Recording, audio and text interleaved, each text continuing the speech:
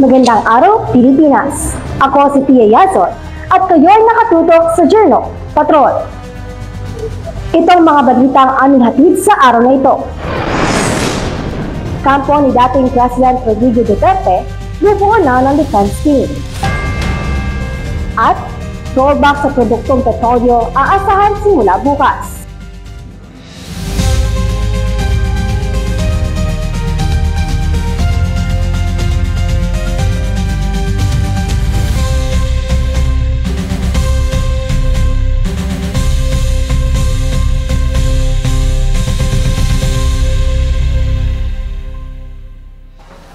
Simulan natin ang balitaan sa pagpupulong ng defense team ni dating Pangulong Rodrigo Duterte.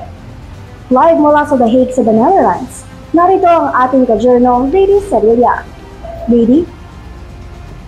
Iyan, kantabay tayo sa pinanabubuan ng defense team ni dating Pangulong Duterte ukol sa kinakaharap nitong kaso na crimes against humanity dito sa International Criminal Court sa The Hague, The Netherlands.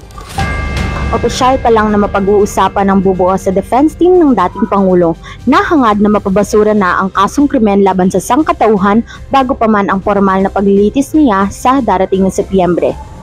Posible naman na patuloy ang pakikipag-ugnayan ng legal team ni Duterte habang ito ay pansamantalang nananatili sa detention center ng ICC. Mayroong nakalaang computer sa kanyang selda na nakalink sa ICC at accessible sa defense team ng detainee. Kasabay nito, patuloy din ang pagdami ng taga-suporta ni Duterte sa labas ng ICC. Kasalukuyang inaabangan natin kung sino-sino ang miyembro na bubuo sa legal team ni Duterte at ilang impormasyon na maaaring manggaling sa dating Executive Secretary Salvador Medialdea na personal na bumisita sa loob ng facility ng dating Pangulo. Balik sa iyo, Pia. Patuloy tayong magiging alerto sa mga kaganapan dyan sa The Hague sa The Netherlands. Maraming salamat, Lady.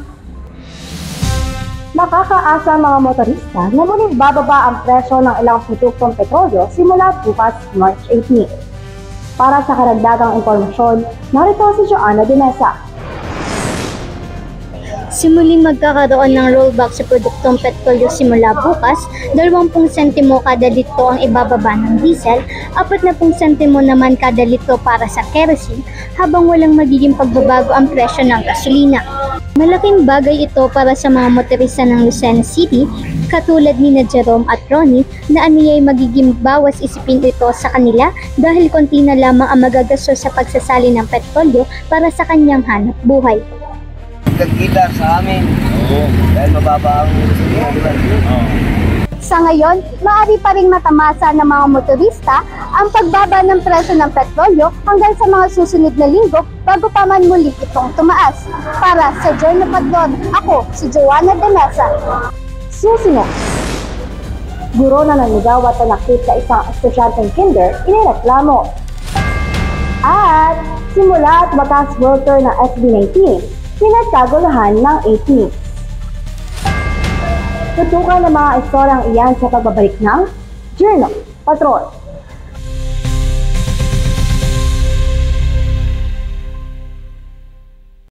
Papalapit na ang halalan 25 May midterm elections at bilang kabataan, paano nga magagamit ang inyong boses sa tamang pamamaraan?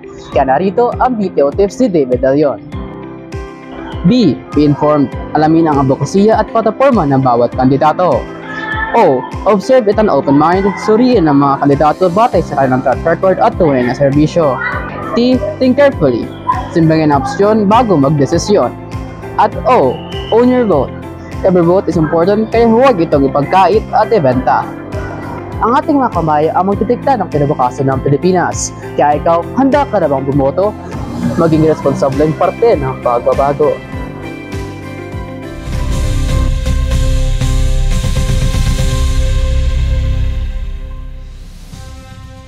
Inireklamo ang isang guro matapos ang pang-aabuso at umunoy pagkulong sa CR ng kanyang mga estudyanteng state kinder.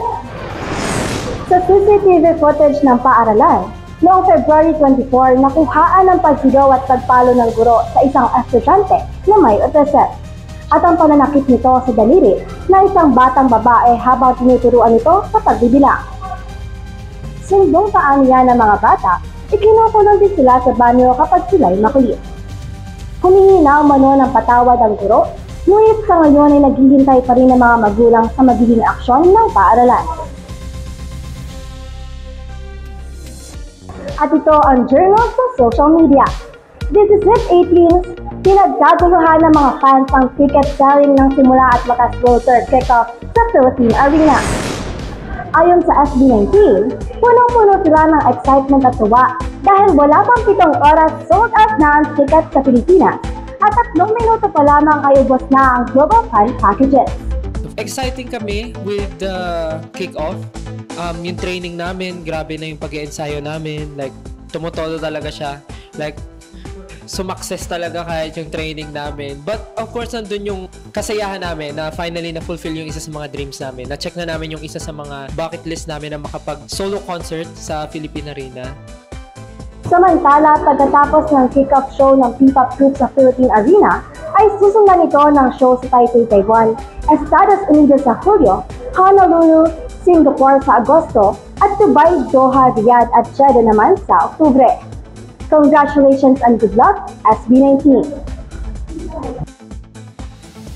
At yan ang mga balitang aming nakalap sa araw na ito. Muli, ako si Pia Yazon. Laging alert sa totoo, ito ang Journal Patrol.